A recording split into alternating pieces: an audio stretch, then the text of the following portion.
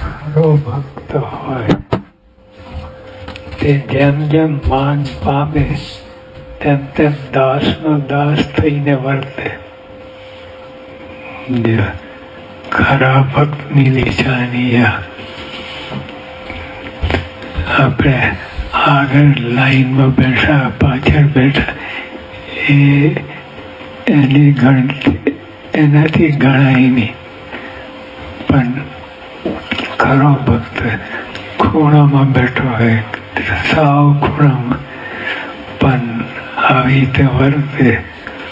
ખરો ભક્ત હોય તે જેમ જેમ માન પામે, આપણે તો ઊંધું પડે, જેમ જેમ માન પામે આમ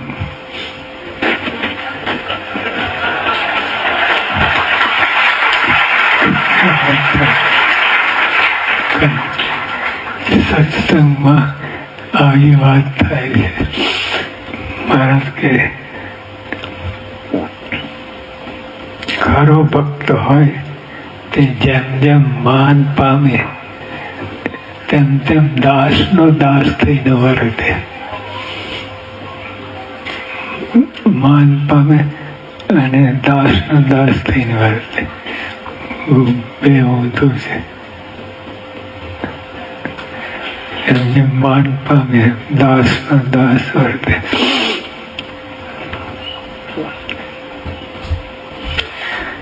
એટલે આપણે આજે નથી, આવા ગુણ નથી, પણ તોય આ બાજુ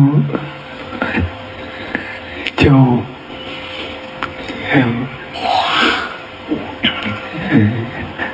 એમ માન પામે એમ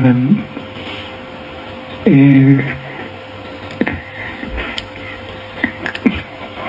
ખરેખર જેમ જેમ માન તમને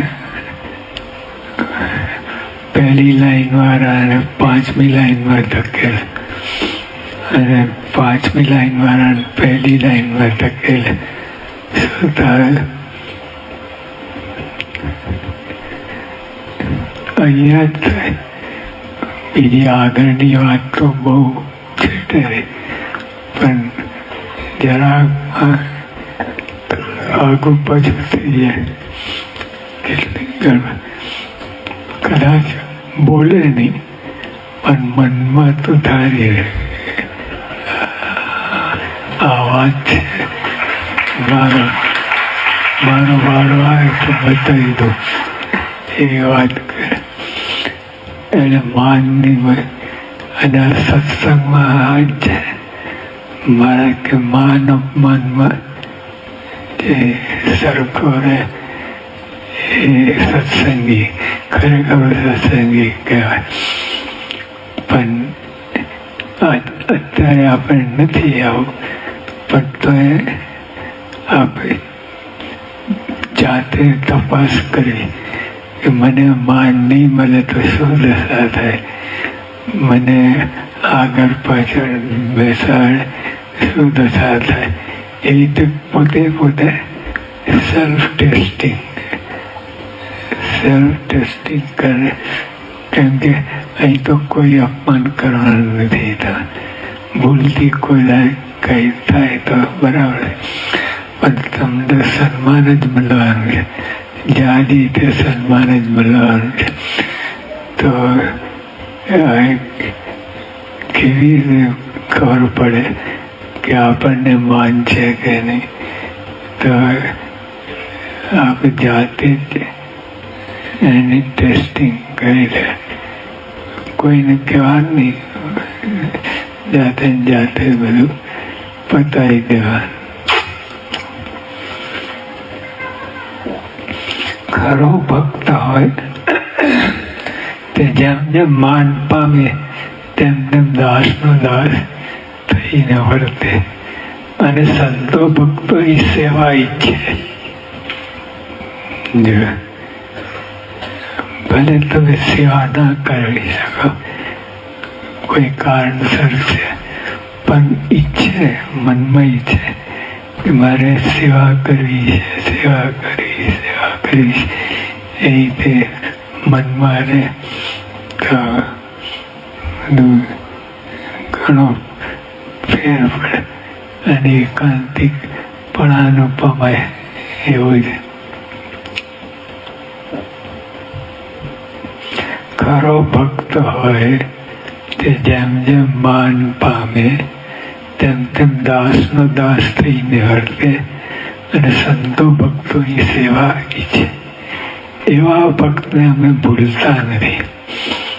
જો મોટું ઇનામ, એવા ભક્તોને અમે ભૂલતા નથી.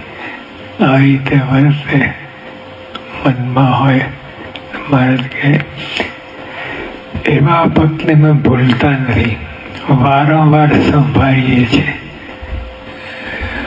ભગવાન આપણે કહીએ યોગીઓ પણ પ્રમુખ સાહેબ મહારાજ ના અંતરમાં શું ચાલે તો આવું જ ચાલે કે એવા ભક્તોને વારંવાર સંભાળીએ છીએ.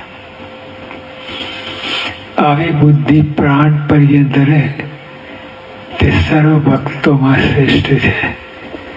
પછી જ્યારે તમારું અપમાન થાય, જ્યાં સુધી બરાબર ચાલે છે, તમને માન સન્માન મળે તો બરાબર, પણ તમારું પોતાનું અપમાન થાય તે વખતે ગડબડ થાય. તો મહારાજ કહે કે આવી બુદ્ધિ પ્રાણ પર્યંત આપણે જિંદગીના અંત સુધી પ્રાણ પર્યંત અરે તે સર્વે ભક્તોમાં શ્રેષ્ઠ છે.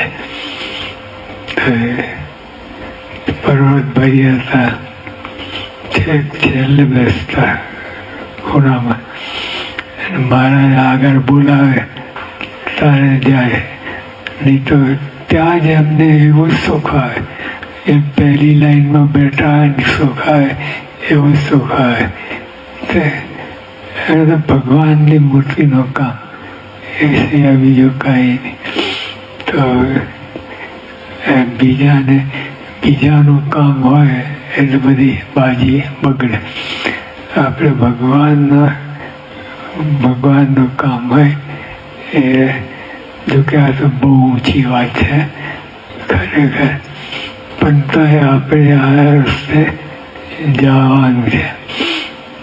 સેલ્ફ ટેસ્ટિંગ ને બધું કરીને પાકું કરવાનું છે. કેટલું મોટું ઇનામ મળે. મહારાજ કહે કે આવી રીતે વર્તે એવા ભક્તને અમે ભૂલતા નથી, વારંવાર સંભાળીએ છીએ. આવી બુદ્ધિ પ્રાણ પર્યંત રહે તે સર્વ ભક્તમાં શ્રેષ્ઠ છે. સત્સંગનું પણ એ જ ફળ છે કે સંત હરિભક્તોનો ભાવ રહે અને નિત્ય વધતો રહે. આ જગતમાં બધું ઊંધું ચાલે છે સત્સંગની દ્રષ્ટિએ, અને આપણે ખરેખર એ અંતરમાં સાધના કરવાની છે. એના ઉપર મારા જાય છે. દુનિયાની લોકની રીતો જુદી છે. એ છે જેમ માન માટે બધા કરે છે. આખી દુનિયા માન સિવાય એક જરાક માન મળે ને કોટો ચડી જાય, એકદમ પાવરમાં આવી જાય. અને જ્યારે જરાક અપમાન થાય એટલું બધું ડાઉન થઈ જાય ના પૂછો. તો આ સત્સંગ જ આ છે ખરેખર સત્સંગ. એ મહારાજ કે અમે એવા ભક્તિ ક્યારે ભૂલતા નથી. કેટલું મોટું ઇનામ મળે. હરિજનોનો દોષ લેવાથી એ મુક્તના બધા ગુણો દોષરૂપ થઈ જાય છે. હરિભક્તોના દોષ લેવાથી હરિભક્તોના દોષ લેવાથી એ મોક્ષના બધા જ ગુણો દોષરૂપ થઈ જાય. હવે જરાક ભેળસેળ થઈ માનની એને કારણે અવગુણ આવે છે. તો એના બધા ગુણ હોય, 99 ગુણ હોય પછી દોષરૂપ થઈ જાય, 0 ઉપર આવી જાય. ઓલા સાપ ને સીડીની રમત છે, ઠેઠ 99 સુધી પહોંચ્યો હોય ને અને ઠેઠ 32 કે 25 ઉપર આવી જાય. એવું છે. સંતો હરિજનોના દોષ કહે ને હરિજનો સંતોના દોષ કહે, એમ પરસ્પર દોષ બુદ્ધિ થઈ જાય. હવે આ સત્સંગમાં સત્સંગ ક્યારે કરે આવી રીતે સંતો હરિભક્તોને ઉડાડે અને હરિભક્તો સંતોને ઉડાડે. એ બધું પરસ્પર એ તો નીચું થતો જાય. સત્સંગમાં એ રીત નથી. સંતો હરિજનના દોષ કે અને હરિજનો સંતોના દોષ કે એમ પરસ્પર દોષ બુદ્ધિ થઈ જાય. સંતો ને હરિજનો કલ્પવૃક્ષ જેવા છે. તમે હરિભક્તો સંતો બધા હરિભક્તો કલ્પવૃક્ષ જેવા છે. ખરેખર જે સમજે તો એવું જ છે. જેમ જેમ ગુણ લે એમ ભગવાન રાજી થતા જાય. તો કલ્પવૃક્ષ જ કહેવાય ને. સંતો અને હરિજનો કલ્પવૃક્ષ જેવા છે. તે જે કલ્પે તે પ્રત્યક્ષ દેખાઈ આવે છે. બંનેના આત્મા તો શુદ્ધ દર્પણ તુલ્ય છે. બંનેના આત્મા તો અમે ભણતા હતા પ્રાઇમરી સ્કૂલમાં,